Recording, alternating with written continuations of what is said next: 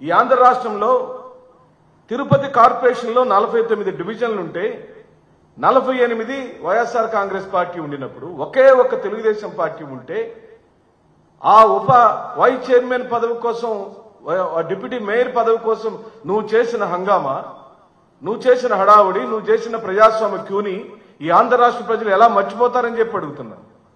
ఏలూరు కార్పొరేషన్లో 50 డివిజన్లుంటే 47 వైఎస్ఆర్ కాంగ్రెస్ పార్టీ అయితే కేవలం 3 మాత్రమే తెలుగుదేశం పార్టీ. నెల్లూరు కార్పొరేషన్లో 54 డివిజన్లుంటే 54కి 54 వైఎస్ఆర్సీపీఏ గెలిచింది.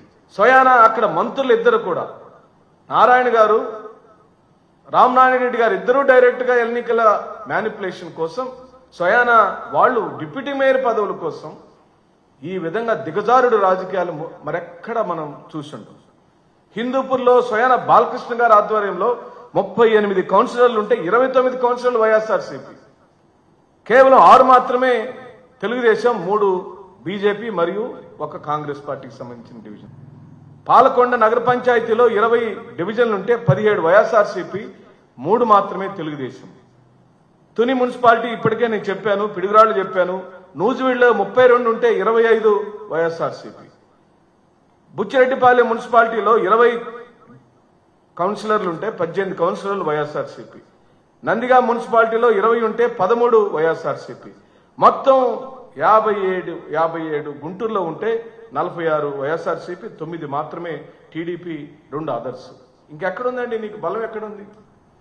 పోనీ ఇది నేనేమన్నా వైఎస్ఆర్ కాంగ్రెస్ పార్టీ ప్రజాప్రతినిధులు లేకపోతే అధికార ప్రతినిధులు స్వయం కల్పితంతో తాత్కాలికంగా మేము తయారు చేసుకొచ్చుకున్న చాట కాదు కదా. నీ దగ్గర ఉన్న ప్రభుత్వంలో, ప్రభుత్వ రికార్డులలో ఈ సభ్యులు ఈ విధంగా ఈ ఎన్నికలలో ఏ గుర్తుల మీద గెలిచారో మీ దగ్గర రికార్డ్ అయింది కదా. ఆయన కక్కిన కూటికి ఆశపడే దిగజారుడు రాజకీయం ఎందుకు వచ్చింది ఈ రాష్ట్రంలో? పక్క పార్టీ సభ్యులను తీసుకొని గెలవాల్సిన దుస్థితిలోకి ఎందుకు ఈ కూటమి ప్రభుత్వం వచ్చిందో మీరే సమాధానం చెప్పండి. మీది పూర్తిగా వైఫల్యం చెందిన పొలిటికల్ ఆర్గనైజేషన్ గా మారింది.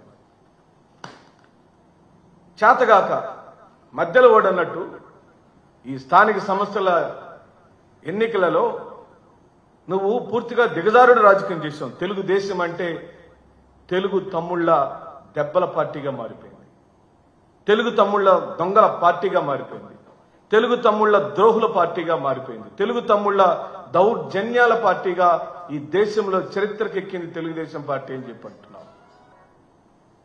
తెలుగుదేశం పార్టీ పునాదులు, తెలుగుదేశం పార్టీ యొక్క భావాజలం ఎన్టీఆర్ స్థాపించినప్పుడు ఒకలాగా, నారా చంద్రబాబు నాయుడు గారి హయాంలో ఇంకొకలాగా, ఈరోజు లోకేష్ గారి హయాంలో ఇంకొకలాగా నడవటం అనేది ప్రజలు చేతగా స్పష్టంగా చూస్తున్నారు. చేతగాని రాజకీయాలతో దొడ్డిదారిని గెలుచుకోవాల్సిన అవసరమే ఉంది. ఓ వైస్ చైర్మన్ గా వైఎస్ఆర్సీపీ వాళ్ళు మళ్లీ తిరిగి ఎన్నిక కాబడితే ఎట్టగా రాష్ట్రంలో నీ అధికారంలో ఉంటేనే నీ దగ్గర అధికారం ఉండినప్పుడు ఓ వైస్ చైర్మన్ ఏం చేయగలుగుతాడు? ఈ రోజున బరితెగింపు రాజకీయాలు పూర్తిగా రాజ్యాంగ ఉల్లంఘన జరుగుతుంది. చరిత్రలో ఎక్కడా లేదు. బ్రిటిష్ పరిపాలనలో కూడా ఇంత ఘోరమైన ఎన్నికలు ఎప్పుడు జరగలేదు. ఇది కూటమి ప్రభుత్వ ఘోర వైఫల్యంగా మేము భావిస్తాం. మీరు ఎన్ని అరాచకాలు చేసినా ఈ విధమైనటువంటి పోకడలతో పోతే ప్రజలు బుద్ధి చెబుతారని ఈ సందర్భంగా నేను మనవి చేస్తాను. మీరు ఎన్నిసార్లు ఏ విధమైన దొడ్డిదారితో ఎన్నికలు చేసినా, దౌర్జన్య రాజకీయాలు చేసినా, ఫ్యాక్షన్ రాజకీయాలు చేసినా, కొట్లాట్లు చేసినా, రౌడీజం చేసినా, గుండాయిజం చేసినా, నా ఫ్యాన్ గుర్తు మీద గెలిచిన సభ్యుడిని నువ్వు తెలుగుదేశం పార్టీ సభ్యుడిగా నువ్వు మార్చలేవు. కేవలం నీ అధికార మదంతో నీ దగ్గర అధికారం ఉంది కాబట్టి ఈ రోజు నా సభ్యుడిని నీ పక్కన చేర్చుకొని నువ్వు నీ అనుకూలమైనటువంటి సభ్యుడిని ఆ స్థానంలో కూర్చోబెట్టే ప్రయత్నం చేస్తావు. కానీ ఆ సభ్యుడు వైఎస్ఆర్సీపీ వాడు. ఎందుకంటే నీకు ఆయా స్థానాల్లో వచ్చిన సభ్యుల సంఖ్య గుండు సున్నాగా మేము అభివర్ణిస్తాం. ఆ గుండు సున్నాలని మా సభ్యుల్ని తీసుకొని, నా దగ్గర గెలిచిన సభ్యుల్ని తీసుకొని నువ్వు నీ సంఖ్యాబలాన్ని తాత్కాలికంగా చూపించుకుంటావు. నీ ఎన్నికలు కూడా నిన్న 2024లలో నీ ఎన్నికల తీరు కూడా ఆ విధంగానే లేని బలాన్ని మీరు చూపించి దొడ్డి దారిన ఎన్నికలు గెలిచారని సందర్భంగా మనవి చేస్తాం. ఇది మీ ఘోర రాజకీయ దిగజారుడు రాజకీయాలకు పరాకాష్ఠగా.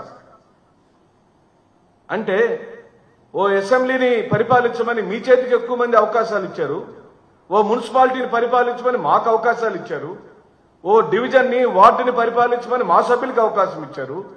అప్పుడు రాజ్యాంగపరంగా ఎన్నిక కాబడిన చైర్మన్లు, డిప్యూటీ చైర్మన్లను మీరు దించి మీరు ఎక్కినంత మాత్రాన మీ దగ్గర రాష్ట్రంలో అధికారం ఉంది కాబట్టి ఆ చిన్న చిన్న మున్సిపాలిటీల్లో సర్పంచుల దగ్గర, డిప్యూటీ మేయర్ల దగ్గర, లేకపోతే వైస్ చైర్మన్ల దగ్గర నువ్వు అధికారంలోకి వచ్చినంత మాత్రాన నువ్వు తాత్కాలికమైన ఆనందాన్ని పొందుతావు. కానీ అది రాజ్యాంగపరమైన ప్రజా విజయం కాదని వైఎస్ఆర్ కాంగ్రెస్ పార్టీ అభివర్ణిస్తూ